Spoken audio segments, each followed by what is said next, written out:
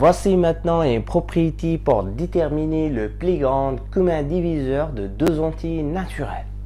Alors, le plus grand commun diviseur de A et B est le produit des facteurs premiers communs, chacun étant affecté des petits exposants. Cela signifie que je dois décomposer chacun de ces deux nombres en produit de facteurs premiers, d'après le chapitre précédent. Alors, ici, nous travaillons aussi sur les deux nombres 24 et 18 et on va encore déterminer le PGCD des deux nombres en utilisant cette méthode. Voilà, décomposons maintenant le nombre 24. Décomposons 24. Tout d'abord, pour décomposer un nombre en produit de facteurs premiers, je dois établir une liste des nombres qui sont premiers. Donc 2, 3, 5. Ça c'est fait. Ces trois nombres suffisent pour déterminer la décomposition des deux nombres en produit de facteurs premiers. Voilà. 24, d'après les critères de divisibilité, 24 est divisible par 2 car le dernier chiffre est un entier naturel pair. Si j'évite la division, j'obtiens 12. 12 aussi est divisible par 2 car 2 est un nombre pair. Si j'évite la division, j'obtiens 6. 6 aussi est divisible par 2. Si j'évite la division, j'obtiens 3. 3 n'est pas divisible par 2 car la division de 3 par 2 donne 1,5. 3 donc est divisible par 3. Si j'évite la division, j'obtiens 1 et je m'arrête. Donc, j'écris la décomposition de 24. Donc, 24 est égal 2 à la puissance 3 multiplié par 3 à la puissance 1. Voilà, décomposons maintenant le nombre 18.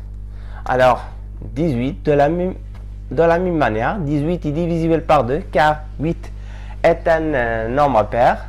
Si j'évite la division, j'obtiens 9. 9 est divisible par 3, il n'est pas divisible par 2 car c'est un entier impair, c'est un nombre impair. Donc, il est divisible par 3. Si j'évite la division, j'obtiens 3. 3 est divisible par 3. Et si j'évite la division, 3 par 3 donne 1. Donc, je m'arrête ici. Donc, j'écris la décomposition du 18 est égal 2 multiplié 2 exposant 1 multiplié par 3 exposant 2. D'après cette propriété, le PGCD de A et B est le produit des facteurs premiers qui sont en commun entre les deux nombres. Okay? Est-ce que 2, ici, en décomposant 24 en produit des facteurs premiers, j'ai obtenu comme résultat 2 multiplié par 3. Ici, encore, j'ai obtenu 2 multiplié par 3. Alors, 2 se répète ou bien se trouve dans la décomposition de 24 et 18. Donc, le PGCD, de 24, 18 est égal de encore 3 existe ici et existe là. Donc, je multiplie 2 par 3. Mais chacun étant élevé au petit exposant ou bien affecté au petit exposant. Donc, 2. Ici, l'exposant de 2 ici, c'est 3.